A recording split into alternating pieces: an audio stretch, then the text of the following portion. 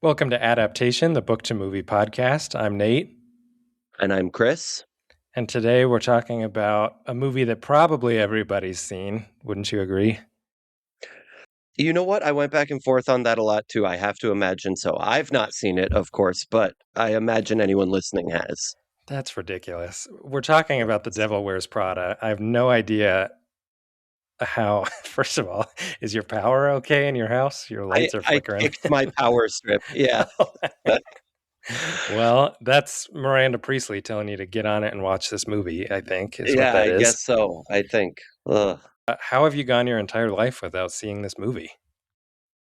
I so first and foremost, reading the book did actually very much make me want to watch it. I might go watch Oh, it the second we get done with this. oh, Because I also just finished the book this morning.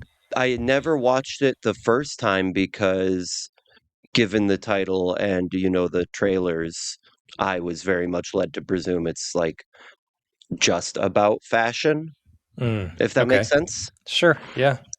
which I'm sure we'll get into that it indeed obviously centers around it, but it is not a book about fashion if you Right. boil it down, right? No, right. The movie But is I not just either. presumed okay, that's what I figured, but I presumed it was just about fashion, so at the time it came out, I had less than no interest in that, Sure. and, I don't know, it somehow even escaped my love for Anne Hathaway enough to just never watch it. I don't know. I don't have a good excuse. This time, I agree with you. I feel like even I should have seen this by now. Yeah, wow. Anne Hathaway, I'm glad you mentioned her. She is our patron saint this year because this is the first of, I think, 3 movies of hers that we're going to cover this year because she has Devil Wears Prada 2, The Odyssey, and Verity all coming out Heck this yeah. year, which are all titles we plan to cover. So she's our patron saint. But before we dive into our conversation, what else have you been reading? I have unfortunately not been reading much as we went on our trip together to do the Mm-hmm. wonderful pilgrimage into the world that is Cats, the musical, the movie based on the Yeah. book. Yep. Sorry about that episode, everybody. I apologize for nothing. That video came out exactly how I wanted it to be. No, I'm apologizing because I did zero editing because I had a panic Oh, attack okay. after listening to the first 3 minutes. I was like, I can't do this. That was uneditable and I think better in its truest, raw, Yeah. passionate form. Right. It like matches cat. It's a piece of art. It's not a podcast. It's a piece of art. Yeah. Just like Jason Derulo's weird animated cat teeth. Yeah. Yeah. Just That's like a it. nightmare. Anyway, what have But you been reading? because of the travel and real busy, I've been at the school like 10 hours a day every day for the last 2 weeks. Oh, So I have only gotten through one book since we talked last, and it was actually for my book club. We did the Night of the Seven Kingdoms that the new oh, HBO great. series is based on. I love that show. On your recommendation, I watched, I think, an episode and a half and lost interest because it's a universe I'm not interested in. But now having read it, I think I'll definitely have to go back. It picks up a lot. They slowed the pace down considerably in the show, which That is was strange. that was one of my complaints was that I got to episode like 3 or 4 and was like, when is something going to happen in this show? Like, you Yes. can't have a Game of Thrones show where people are just drinking and uh, Yeah. I don't know, talking. I don't know, you Like know. Ned Stark was already dead by then in the original series. Right, right. Yeah. Almost, yeah. So I think I might go back to it. I believe it's a weird series. Mine came as a bundle, so it's listed technically as 3 separate books, but really Yeah. it's 3 novellas. They're short. And I believe the And I first bel season, is this what you were going to say? Is just the first novella, right? Yes. Yes, exactly. Okay. Yeah. No, it was fantastic, really fun. I never read the original books. I wasn't super interested. I've still never finished that show. Oh, But that's they're right. fun and a lot less creepy than, some of the problematic elements of the Yeah, original. actually, that's really very true. I think maybe that is why I'm just now connecting those dots too. Maybe that's why it goes down so easy. Yeah, a lot less marriage to 14-year-olds and incest, so that's Right. cool. Right. Yeah. But that's about it. That's all I've been reading. What have you been watching? Well, speaking of 14-year-olds, Oh gosh, I saw the you Michael watched Lonely. Jackson movie. I can't believe I just said that. Sorry, gentlemen, Hey. that suffered there. Anyway, it's not a very good movie. It's obviously was a good musician, a fantastic musician and performer. Really difficult. I think this movie I think cemented for me that it's basically impossible to separate art and artist, because you can Mm, watch, as you're watching the movie, which was approved by his estate and like managed by his estate, basically, you can tell all of the moments where they like are trying to sanitize things or valorize Michael Jackson. There's a lot of moments in the movie where he interacts with kids and you're like, "Oh my god, just like get it off the screen." I don't want to, yeah, if I was going to enjoy this movie at all, it was going to have to just be like back-to-back performances basically, because he was the yeah, greatest yep, performer that's ever lived. yep, So even putting him with a kid on screen, I was just like, God, just like get it out of here. I can't yeah. do it. So Like, why, yeah, why even broach that topic? right. And it was like they were kind of winking. It is almost how it felt. Like they were like, "Oh, he's with Mm, the kid. Oh, and he didn't do anything." And I'm like, "Well, yeah, in public, right?" yeah, You know, I'm yeah, like, of course. and also as the Jackson estate would tell the story. Anyway, kind of a lousy movie. Mm, Outside of the kid stuff too, it's just like there's no plot. These music biopics are often pretty boring because it's just like a talented person is born and works really hard, and that's kind of their story, you know. So that was one that I saw. I watched a Hulu original movie called Pizza Movie, which was kind of funny. It's about two college freshmen that try psychedelics, and it's like a stoner comedy. Basically, they just have all kinds of crazy experiences on these drugs. It's funny if you want to check it out. And then the one that I really loved was called Mother Mary, that I saw in theaters, which is also an Anne Hathaway movie. Have you seen ads for this? She plays like a fucked think up pop so. star. Yeah. She plays a pop star, and the movie is about her reuniting with her former costume designer, who also may or may not have been a romantic partner. And it's Oh, like this story about, you know, what it's like to have screwed over somebody and all of the negative feelings that come with mm, that, and just this like really cool gothic pop star drama. I thought it was really cool, and songs by Charlie XCX too. So good soundtrack, and of course Anne Hathaway can sing like a mofo, so yeah, works out pretty yeah. good. That one's worth seeing. Yeah, I think so. Sweet. I'll go check that out. Yeah. And maybe the pizza one too. That sounds more up my lane.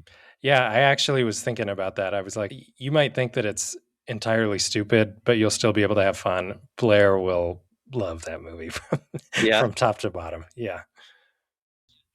We are here today to talk about The Devil Wears Prada by Hmm. Lauren Weisberger, published 2003. Hmm. That was so long ago. Okay, this was very interesting. Um, Weisberger herself is essentially the main character, Andrea. I don't know how much of this you were familiar with or not. I knew that it was loosely based or inspired by her time working for Anna Wintour at Vogue. Yes, yes. So same thing, not from the Andrea in the book is like from Connecticut. Weisberger was from Scranton, Pennsylvania. Hmm. But very similar story, similar demographic, similar move to Manhattan to go be an assistant for Anna Wintour at Vogue, and then wrote this book. Not about it, but essentially biographical, semi-true Right. story, right? Right. Yep. Which is super meta when you look at the plot. And I guess I intended to ask you about this. This one is so old. I feel like we cannot be worried about spoilers on this one. Oh, yeah. Don't worry about it. Okay. That then at the end, that is the wrap up of the plot line that Andrea goes on to write stories about this horrible year experience as the assistant, and that's exactly what Weisberger did. So super fun, Oh, funny. big full circle there. I mean, Yeah. it's barely a mention at the end, and I Oh, guess I'm curious how much that comes through in the movie. I don't think it does. I don't think she mentions that she's going to turn it into a story. How does the movie end?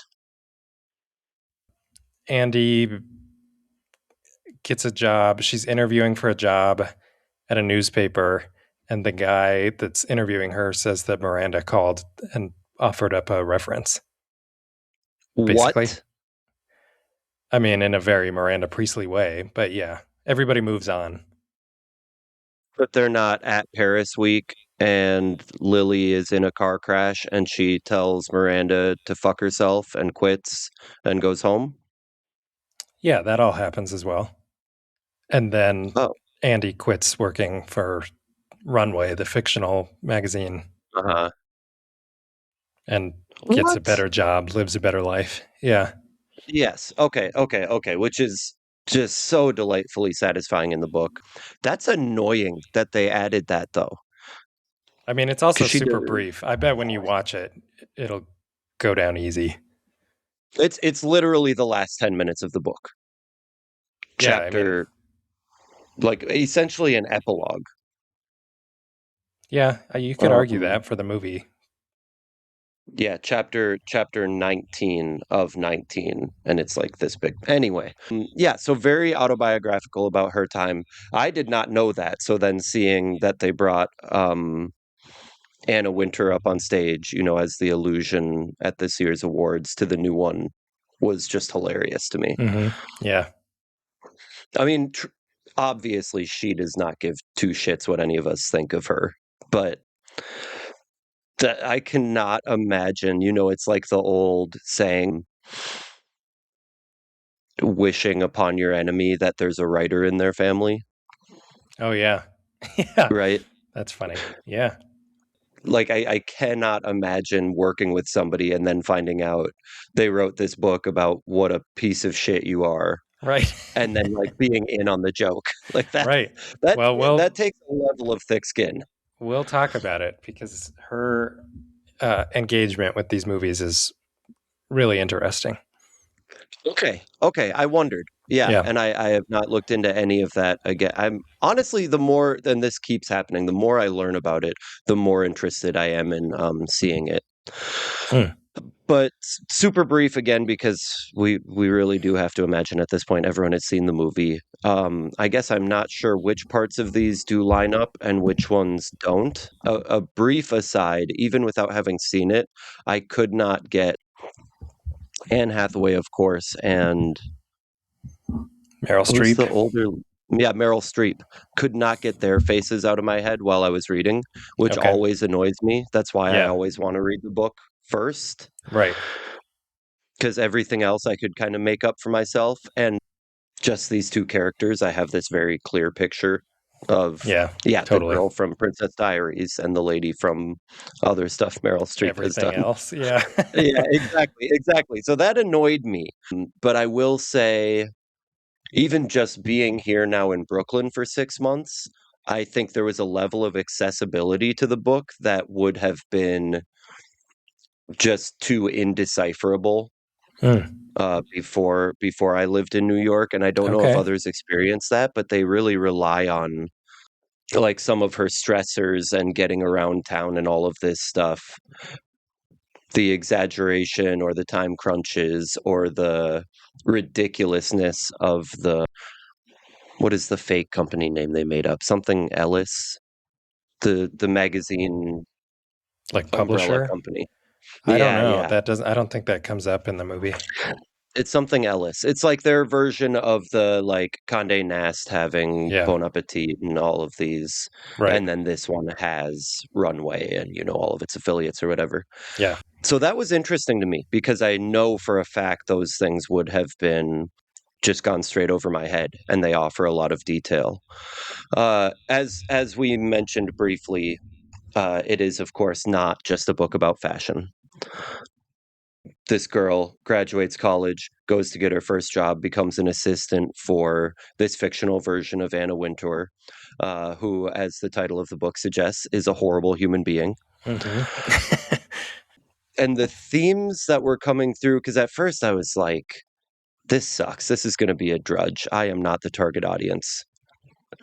But you are Right. quickly pulled into, I think, much, much more realistic situations and questions that we all do face.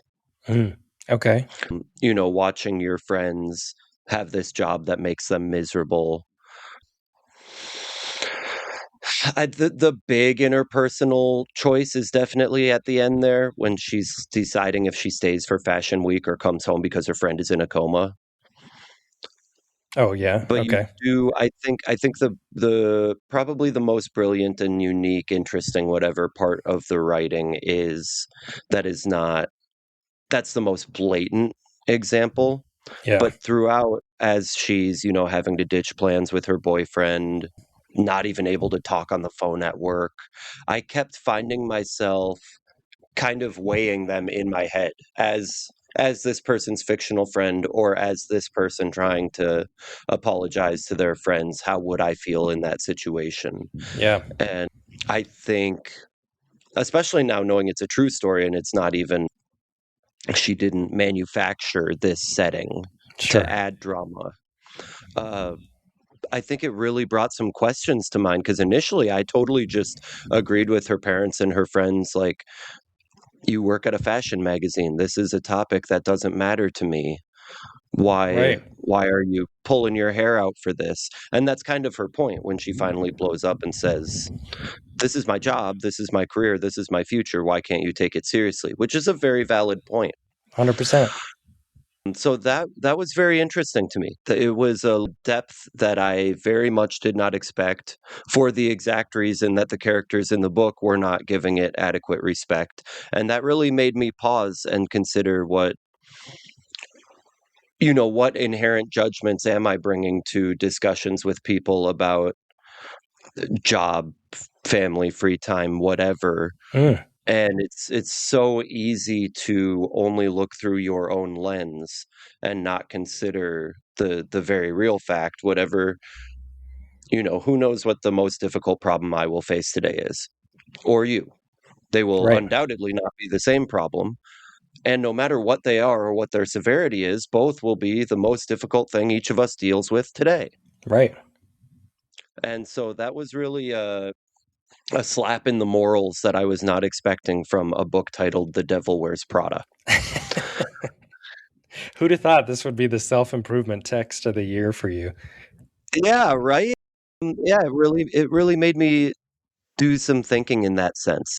So that theme of how she's interacting with her friends and family is very strong, and I don't know, again, being so autobiographical, I don't know, this wasn't a moralistic allegory as next week's will be.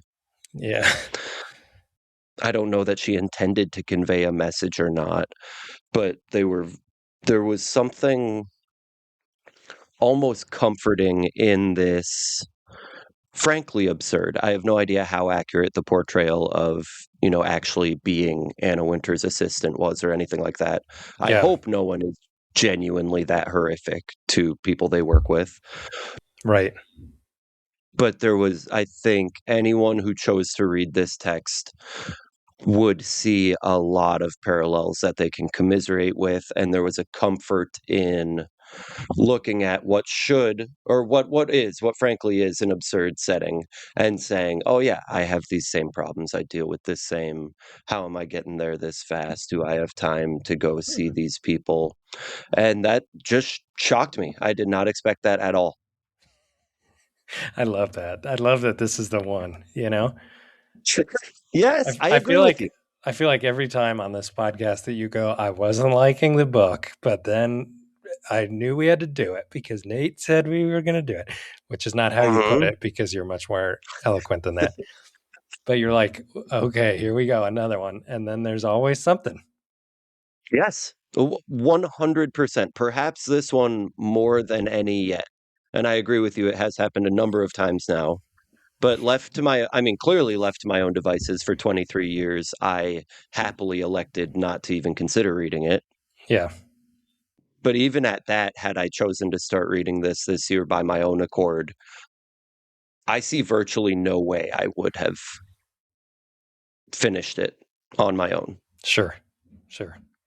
So the big lesson Which here is is that Nate is always right. that is the takeaway. Thank you Yeah. for coming to our TED Talk. Yep. This is your PSA world. Nate is always right. Yep. I mean, obviously, the movie is a different thing. Had we not been discussing this for the podcast, well, have you ever read it? No, I never have.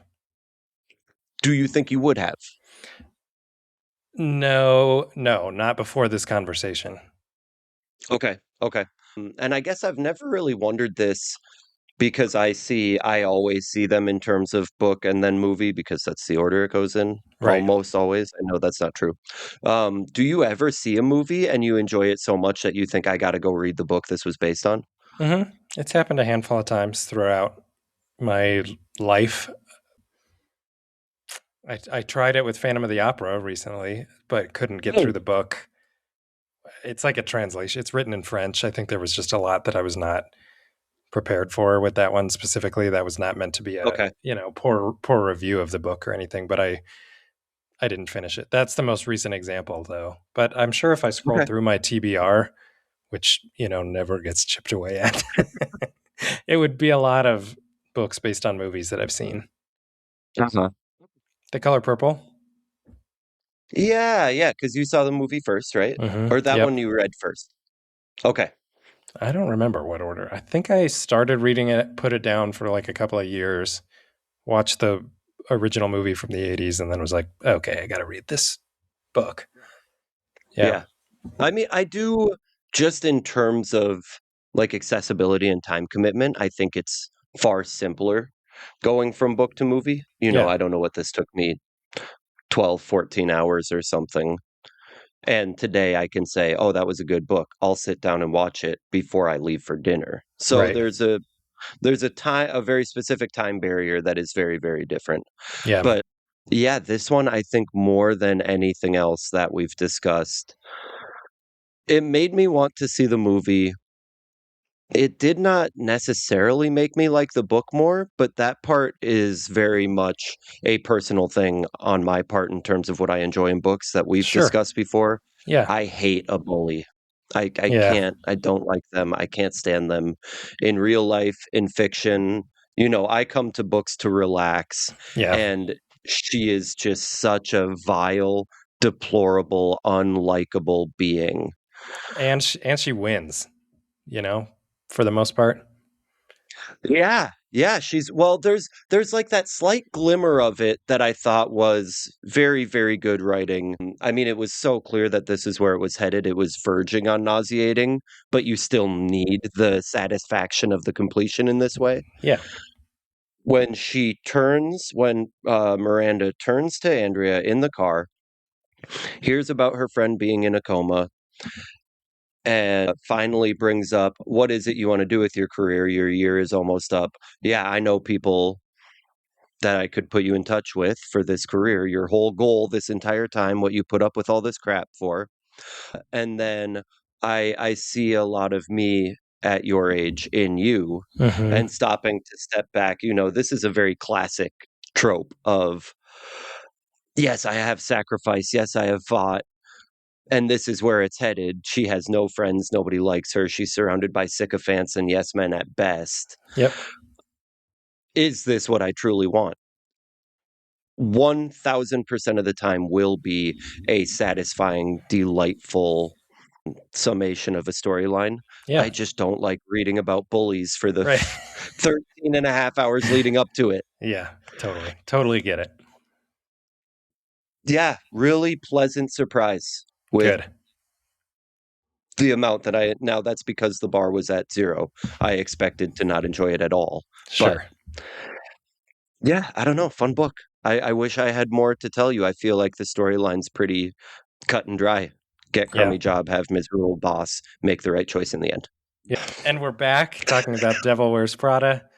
This time I'm going I- to cover the film adaptation, which was released in 2006 by 20th Century Fox, which is now owned by Disney. That company is basically defunct. So this is technically now a Disney movie. Crazy. So she's a Disney princess. Kind of. You keep saying that when there's no princesses in the story. She'll always be a princess in my heart. I'll die on that hill. Yeah, mine too, I think. And that she that we're referring to, of course, is Anne Hathaway, but also Meryl Streep is also a princess too. Fair. Yeah. Yes. Stanley Tucci was also in this movie. I know you're a big Yeah. Tucci head.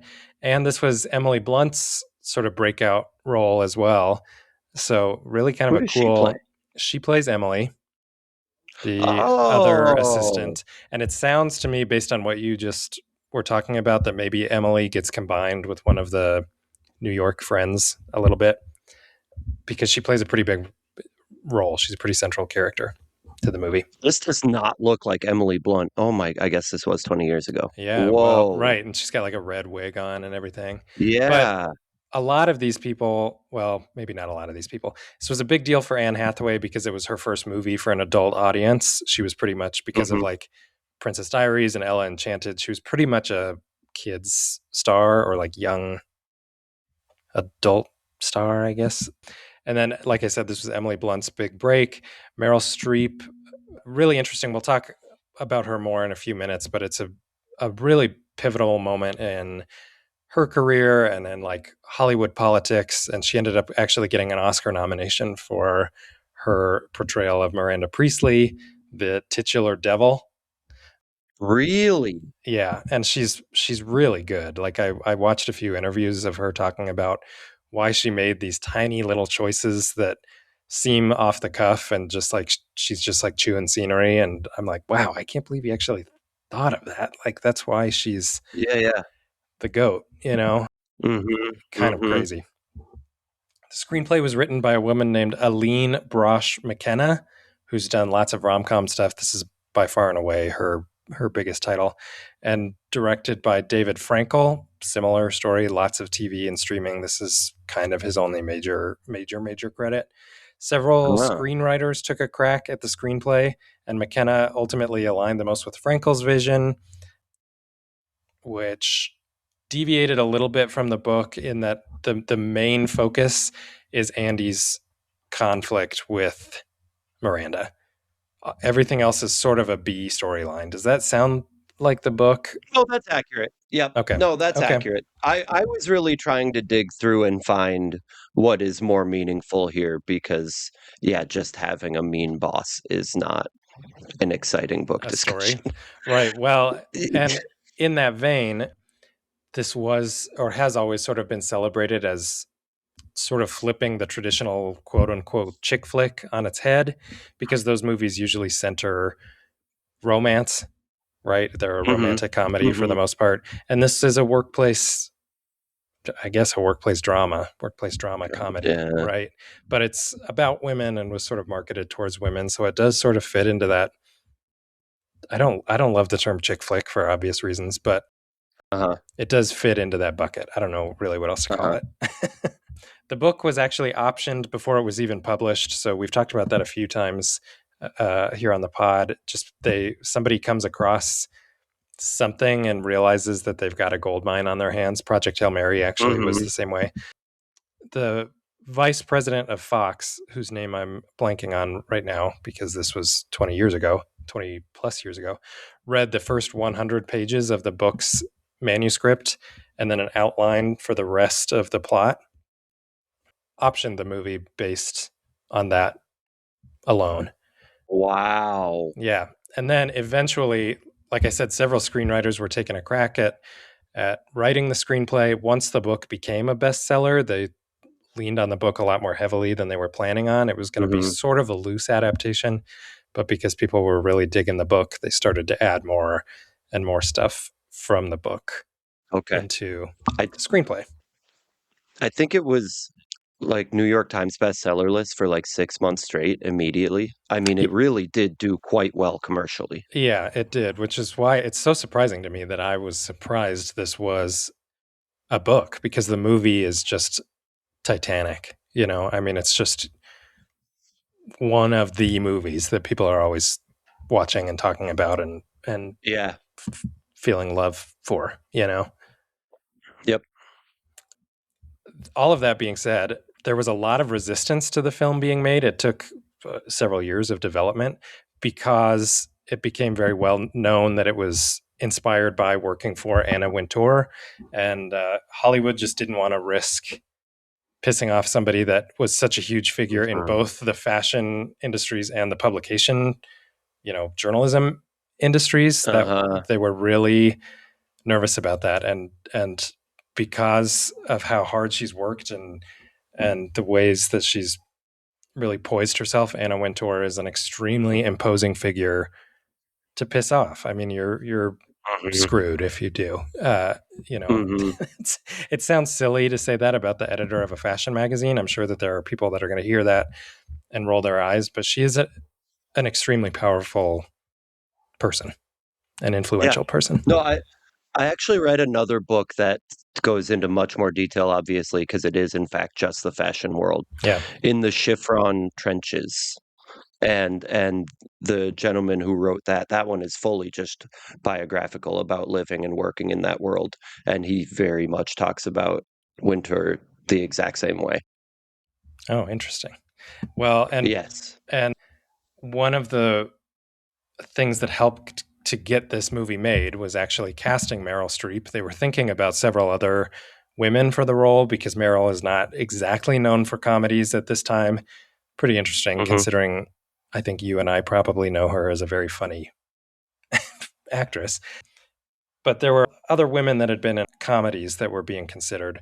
And casting someone with the gravity of Meryl Streep really helped to assuage Anna Wintour's anxieties, and that's pretty flattering if you're told that the the Mhm. character inspired by you is going to be played by one of the greatest to ever do it. So interesting. That's some of the Absolutely. industry politics I was talking about, how they're able to Mhm. use that casting to get this green light and get it made and avoid tension and drama.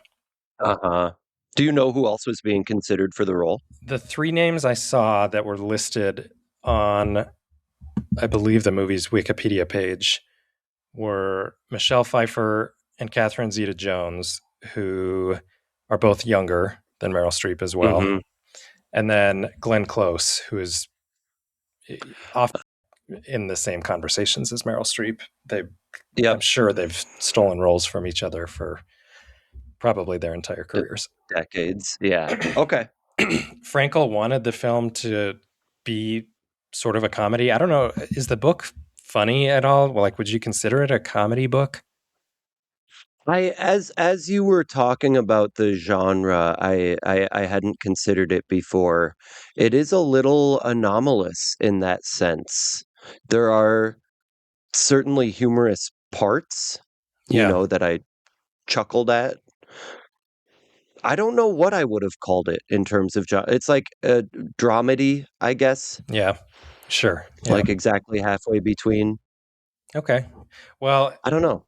that's it's interesting that he was able to pick that and pull that out of it because he really wanted Mhm. the movie to take fashion seriously, but to the movie itself to be sort of silly, which is really where he lands. He cited Mhm. there's a very famous fashion documentary called Unzipped that he said was sort of one end of the spectrum, and then the other end of the spectrum was Zoolander, which I know is a favorite of yours and Blair's. Very silly movie set in the world of fashion, Mhm. and you can sort of see how he did that. There's a lot of scenes that are sort of maximalist and over the top, and then you're like, well, they're Mhm. complaining about two belts that look very similar or something like that. Yes. It's very silly, It's but at the an same time, inherently silly argument. Yeah. right, but at the same time it's an art form, and it's Yes. not at all silly, right? Like, it's a really interesting Yes. dichotomy, and he walks that line really, really well. I also loved this fact that I found. The screenwriter cited Don Rickles, the comedian Don Rickles, as an influence for Miranda's one-liner insults Ah. specifically, which have now become Uh-huh. very iconic. I don't know how many come from the book, but one of the most quotable characters in film ever because she has all of these snippy one-liners that can really knock a person down a couple pegs. Yeah. Yep. And they are it's coupled with a relative dearth of anything else said from her. Yeah. Yeah, exactly. Interesting. Pretty sizable hit at the box office, earned 326 million on a budget of about 35. So we've talked about how that is Wow. very clearly profitable. And Mhm. I've read several reviews and essays about the movie, and the sort of thesis of the movie's success is that, or the thesis, about why the movie is successful, is that whether or not you realize you're influenced by fashion or claim to not be interested in fashion, in some respect, you are. It's a facet of Mm. our culture and society that nobody can escape because it's been such a huge part of who we are since basically the dawn of time. It's clothes have been used as a form of expression, self-expression, right? And so Mhm. in some facet or another, even if you're a dad in the Midwest who's wearing a shirt that says Old Navy and a 12-year-old pair of cargo shorts right now, there is, and you could swear up and down that you don't give a shit about fashion, you don't know shit about fashion, you're wrong. You know more than you realize, and that's why this movie Mhm. works, is because enough people are able to have that same conversation that we just had where we said it's silly. They're arguing about two different blue belts, but it's also not silly because it's art Mhm. and it's a multi-million dollar Mhm. industry, multi-billion dollar industry. Right. And there's a And very you went with me famous, when we went and got all of our stuff for the wedding. yeah. Yeah. We Yeah, we took it very seriously. Yes, we did. And Jack was just wearing that shirt the other day at the baby shower, actually. Yeah. Yeah. Hi, Jack. Anyway, there's also a very famous monologue in the, I believe it was written originally for the movie. I don't think there's a bit about the cerulean blue sweater in the book. Does that sound familiar at all? Okay, look for this when you watch the movie, if you do watch it. Anne Hathaway, or I guess her character is Andy, wears a bright cerulean blue sweater to work one day, and she laughs when they are trying to decipher between two belts that look very similarly. She's sort of hovering in the back while Miranda and her team are putting together somebody's wardrobe for something, and she laughs at the belts looking very similar. And Miranda just takes her down with this awesome monologue about, like, you have no idea why that color sweater was on the rack at Target. And she goes all the way back to the popularization of that color and the style of the sweater and how much work went into even a fast fashion version of the sweater that Andy is, likely wearing. And that that monologue has been hailed as sort of a masterpiece of explaining why fashion is important and Mm. such a cornerstone of our culture. But it's also been compared to discussions about like cultural appropriation. When we put on a Native American headdress for a Halloween costume, we don't understand the lineage and the Mm. steps 0 to like 1099 to get us to making this silly mistake that is cultural appropriation. So really interesting monologue, really really well written. I have no idea. I sincerely doubt that she was thinking about cultural appropriation when she wrote it, but sometimes good art happens on accident. So Yeah, yeah, yeah, yeah. congratulations to Miss McKenna. Uh, Pretty strong critical reception as well. It's not known as a masterpiece of a movie, but it does hold up really well, especially when you compare it to some of the other sort of dramedies of the time. That was a really popular Mhm. genre in film at the time, and Mhm. a lot of them sucked. And and this one walked away with two Oscar nominations. Like I said, one for Streep, and the other, of course, for costume design. It would be pretty Mhm. embarrassing to not have gotten that nomination. So maybe the sequel will get that one as well. That'd be kind of fun. I did wonder about that as well in Yeah. terms of how much focus was on the fashion in a print form. I mean, of any book, this one was made to be turned into a movie. Oh, really? Well, yeah, because You know, in that fashion is regard. visual. Sure. Mhm. Yeah. Exactly, exactly. And Cool. I don't care how good your description is, me reading about this Prada bag Yeah. in this wonderful imagination world that I enjoy building while I read a book, Yep. that's just a little black square. That's empty. I Yep. don't know what they're talking about. It's like pixelated. Yeah. Oh, That's there are funny. beads on it. Yeah. And suddenly I'm picturing like some Halloween costume moccasins. Yeah, yeah. Right. Yeah, exactly. Exactly. What I did think was really interesting that consensus among people in the fashion industry was extremely, I guess, not like non-existent. It was very divisive amongst the fashion industry. Some people thought the movie was completely ridiculous. Others thought that, it was sort of fun and they could catch the wave and enjoy the movie without like grinding their teeth at inaccuracies. And then there have been some other people that said that it was exactly their experience working in the fashion industry. So really Wow. interesting. Yeah, I'm curious if people are, being guarded or if people are being glib or if people are bending their perspective a little bit. Just sort of weird Mhm. fact that I wanted to throw in there. Wintour, like I said, is very knowledgeable about the fact that the movie is basically about her. She has publicly been pretty supportive of it. Sometimes she sort of brushes it off and says, like, it was funny and enjoyable. Like, it's a little bit of a backhanded compliment that it gets from her. She is rumored to personally very strongly dislike the movie, which I only share because I think it's very interesting that she's so front and center in the marketing of the second movie. They pair her with Mhm. Meryl Streep for a lot of marketing events. So I don't know that that rumor is true. It's just funny to me that this movie about like mistreatment in the workplace at a fashion industry publication, has stirred up the rumor mill. It's just kind of funny that Mhm. the stars Mhm. align and don't align there. Yep. But Yep. that's basically it for the movie because it is such a cultural phenomenon. So many people have seen it. It's memed beyond comparison. I hear people say those Miranda one-liners constantly. It's just a huge part of like the tapestry that is our culture right now. It's a big old square Mhm. right near the middle. So that's why 20 years later we're getting this sequel. Doesn't look great, but I'm going to be in the front row waving my flags anyway because I'm here for a good time. Yeah. Yeah, yeah, yeah. And that's pretty much it for the movie. But what kind of discussion questions did you bring? Yeah, well, along the lines of the movie, and this is quickly just becoming one that I ask you about lots of titles, which is annoying. But I kept wondering it the entire time. Sure. In book form, so much of this is just Andy's inner monologue to herself, our non-omniscient narrator.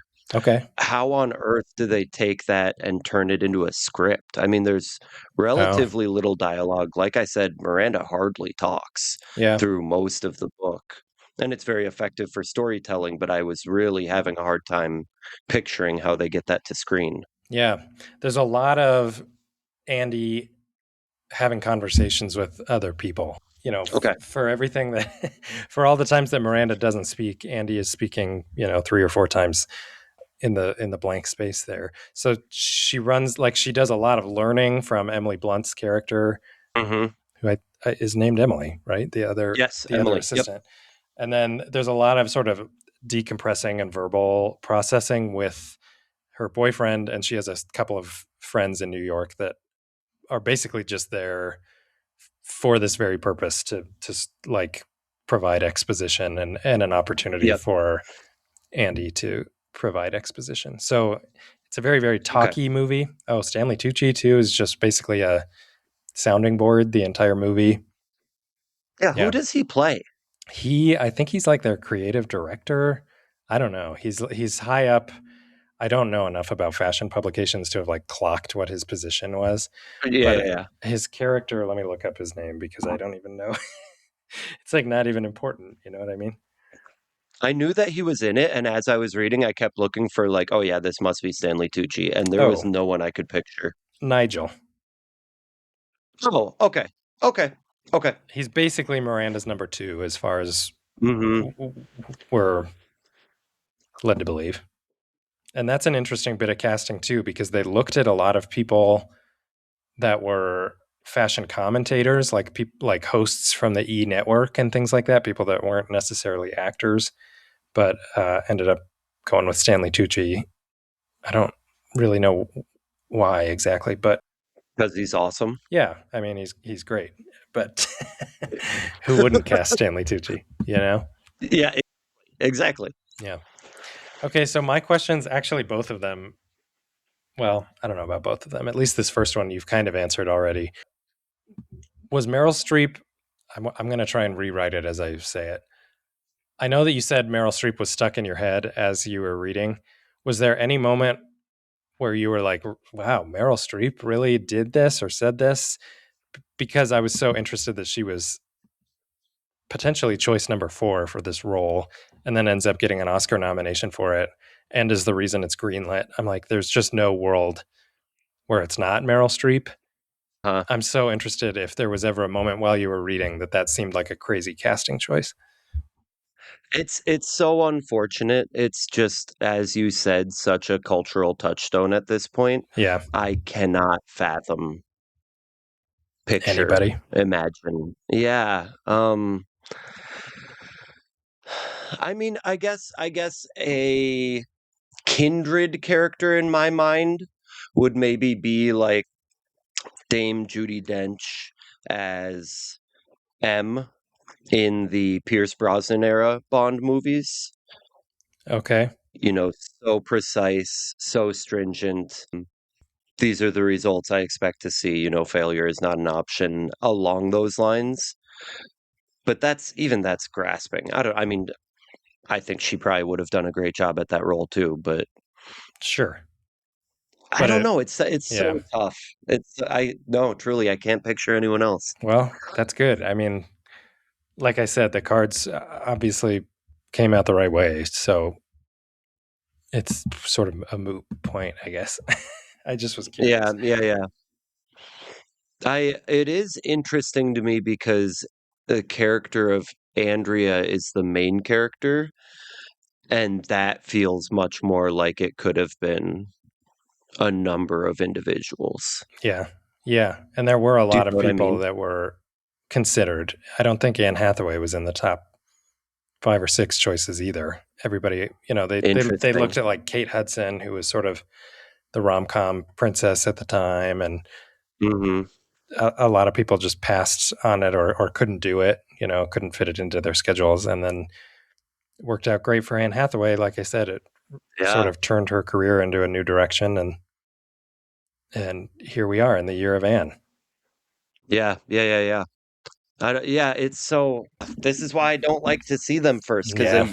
if I can get through the book first, then I can create these things. I do the same thing, when I'm learning new tunes. I listen to the track without the bass first and play what makes sense to me, and Oh, then go back and listen to what the original bass line was. okay. Because if I can come up with something of my own first, then I can meld them. Yeah. If I've heard, these iconic songs and movies feel exactly the same way to me, I can't get my brain out of that track. Right. Totally. And this is 100%. the same way. Yeah. These are the only 2 individuals that I can really picture there now, where Night of the Seven Kingdoms, I did not necessarily feel that way because I had only watched a little bit of it Yeah. and then read through them entirely. I don't Yeah. know. I I feel like it's just Meryl Streep. There's no I Interesting. don't know. Well, that's cool. I mean, I've mentioned a few times, I think, on mic here that I listen to the Big Picture podcast, which most Mhm. cinephiles do. And they just did the Meryl Streep Hall of Fame. They do this exercise every once in a while where they go through someone's entire filmography and choose 10 titles that are their Hall of Fame. And they had obviously a really hard time choosing only Yeah, 10. I bet. But this one Mhm. was one that was just a slam dunk. They didn't even, I don't think they even Yep. really discussed it for that long. They were like, of course, Devil Wears Prada is in Mhm. there. You know what? I just saw like a quarter of Beetlejuice. It was on at the bar last night. Hmm. I bet Catherine O'Hara would have done a good job at this. She probably could have. She was actually really good at oscillating between drama and comedy too. So Yeah. that's Yeah. actually a really good pick. Too bad she couldn't have been in the second one. Yeah. R.I.P. Well, R.I.P. Bye, Cat. Kate. Cat. What do you call someone named Catherine? Kate. Yeah. Okay. Catherine. My brain is not operating at full capacity. What else do you have? Now, this one, unfortunately, just like your question, we have discussed or touched on already a little bit. But in terms of content, the other question that kept coming up in my mind, did the fashion as the foremost content of the storyline make it in any way inaccessible? That's funny because I have basically the same question Oh, do you? as my second one. No, not Oh, that's inaccessible. I funny. actually, when I sat down to watch this movie, for those that don't know, my background is in entertainment journalism, so I've reported on some of this stuff, so I know a little bit more than the average dude, 30-ish year old dude, Hmm. about the fashion industry, but really not much. I mean, I couldn't look at a piece of clothing and tell you who made it or anything like that. But when I Right. sat down, I was like, okay, I'm going to try and catch all of the things that I know that I only know because of my job. Like I'm going to try and flag those for myself mentally. It Uh-huh. didn't come up once because pretty much everything is that you need to know is a handful of names, which we do know, whether it's Prada or Gucci or Hmm. I don't know, help me out with some other ones. Coach? I don't know. Yeah. Givenchy, Yeah, exactly. Chanel, Yves Saint Laurent. Yeah. You just have to know that those are fashion houses, I think is what they're called, fashion companies. And that's it. And that supposedly people like them. We've all seen the Uh-huh. photos from the runway where we're like, what the hell is going on there? Yes. but that's because we're, poor people that don't own nice clothing. But Correct. to answer your question, no, it was never inaccessible. I was waiting for moments for it to be inaccessible specifically and didn't come across any. Yeah. And that, like I said, that was basically my second question too. How much does the book need you to know about fashion? Because in the movie, you I think, don't.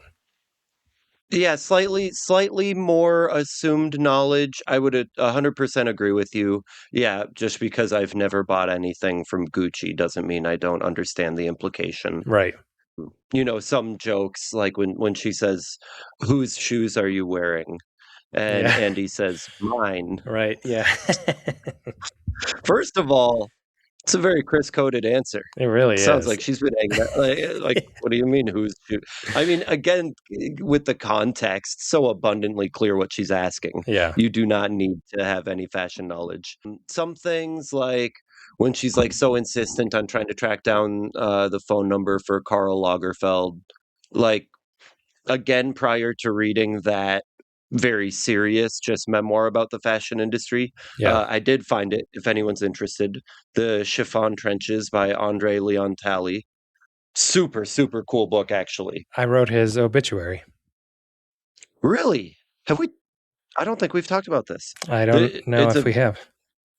incredible book, Yeah. fascinating, and same thing, I kind of tried loosely to picture what of these things do I literally just know from that book. Yeah. But you're not losing the plot.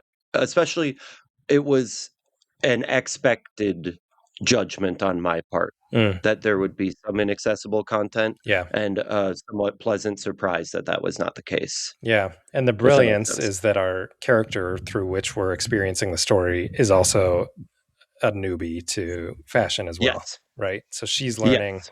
like, I didn't know what a lookbook was or whatever, Right. but neither did Andy. Uh-huh, and we So get that to doesn't learn count. it with her. Yeah. Yep. Right. Yep. Cool. Oh, that's funny.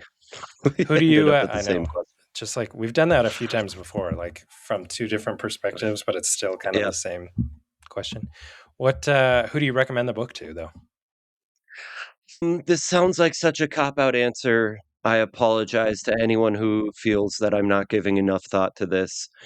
At 23 years, especially the amount of time, I mean, we both remember when this was massive, Yeah. and I was, what, 12 when this was published? I had not even heard of Prada.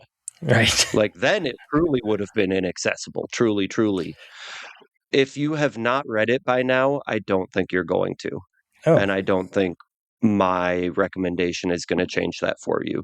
I think okay. at this point, either you have seen the movie and loved it, already read the book, or already determined that's not for me. That being said, that is how I felt and I enjoyed it, but not enough.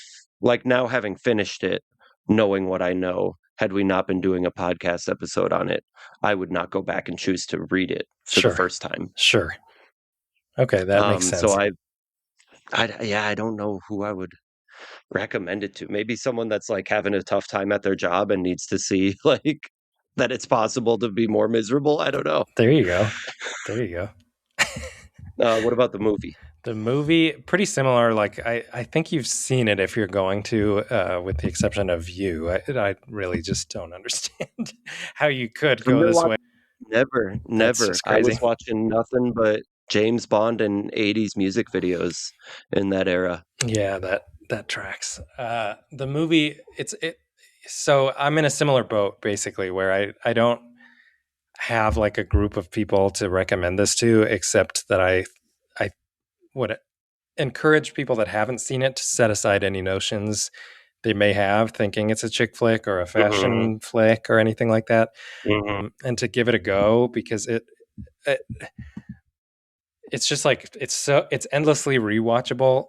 So I know that people mhm, are already watching and rewatching, and it was very of the moment in 2006. So if you like films from that era, that sort of rom com era, if you like Meryl Streep, like I said, this is a huge part of the sort of canon that is Meryl Streep and Anne mhm, Hathaway. There's just not. I don't have a good recommendation either because it's pretty broad. Like mhm. it's not at all niche who I would recommend this to. So basically, if you haven't seen it, Yeah. watch it. If you have seen it, rewatch it and go see the sequel. Okay. They got to get me on And then these what? press I mean, tours. it sounds like you would give it a pretty high rating. Yeah, I yeah. didn't read. I Oh. actually rated it 4 stars. I think it's fun. It's it's like verging on camp. I don't think it's totally campy because I don't know if Uh-huh. things made in the 2000s can really be campy yet. Part of that is the way they age in culture, you know. But it does Mhm. walk the line very well, like I said, of taking itself too seriously and not seriously enough. It does that really quite beautifully. Uh-huh. Meryl Streep's performance is incredible. Some of it feels a little bit dated. There's some needle drops that are like 90s Madonna songs, and you're kind of like, ugh, those are not good anymore. and But that's part of that, like of the moment quality that I'm talking about in Yes. 2006. If Yep. you know, if you're in the mood for some nostalgia, this is a really good pick too. But like I said, I think it walks a lot of lines really, really well. So I gave it 4 stars. Yeah, yeah, yeah. I'm not far behind you going Okay. against my own scoring system. This just feels like a 3.5 to me. Okay. Again, there aren't point fives on Goodreads, so Right. in the strictest sense, it is absolutely a 3. I'm not actively mad that I read it, Got it. but the more thought that I gave the scene with her deciding, do I leave Paris Fashion Week and go see Lily in the hospital or not? Basically, on its own, bumped up the overall score for me because there Mm, was something to grab onto and chew on okay. in what was otherwise kind of just a flirty, whimsical, serious, not serious. It's fine in Yeah. terms of a storyline. If it were on solely that merit, it's just too far out of my wheelhouse. And I try not to be down on books for that because we all have the particular genres and things that we enjoy. And Yeah. just because I didn't enjoy this, that doesn't mean it's a poorly written book. That means I'm not the target audience. Yeah. Sure. Yeah. And a 3 is, So I very, think, a yeah, positive rating. I think, three's fine. yeah, Yep. I don't think there's anything I wrong want with to that. let's see what the Goodreads average is. I was surprised on Letterboxd. It has a 3.8 average, 3.8 average. Okay, yeah. I kind of would have expected that to be higher. I mean, there Oh are my always going to goodness, be people 3. that watch it and say that it's a shitty 2006 Of course. rom-com, Of course. and they won't be able to look at.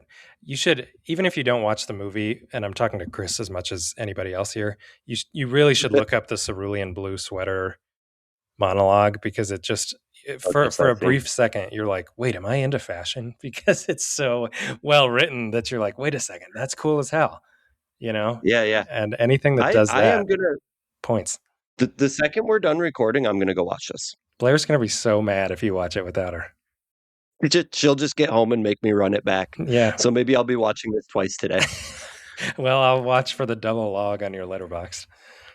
Yeah. Cool. Well, next up, we have, I think, an exciting one. Are you excited or are you dreading it? I am excited. Okay, no, good. why would I be dreading it? I don't know, because we haven't really touched base about it yet. Is all we're doing Animal Farm by George Orwell, which has had surprisingly fewer film adaptations than I predicted, although maybe not, since it's all animals. So, there's a new one coming out, directed by Andy Serkis. So it'll be an interesting conversation for sure. Thank you for joining us for this conversation about The Devil Wears Prada. Chris, what are you wearing right now? Is it Prada?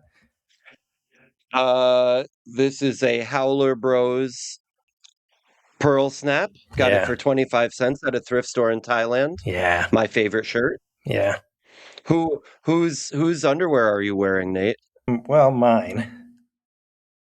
But I don't need your glib response. I cannot attempt a Miranda Priestley accent. That's all right. Just let Meryl do it. Let Meryl handle it. She's got it on lock. Okay. Does she do a British accent for the movie? It's not British. No, it's not even an accent. But I mean, she's so good. She sounds different in every movie. You know what I mean? Okay. You'll appreciate it when you see it. Okay. Thank you for joining us for this conversation. We look forward to our next episode. Have a good one. Bye.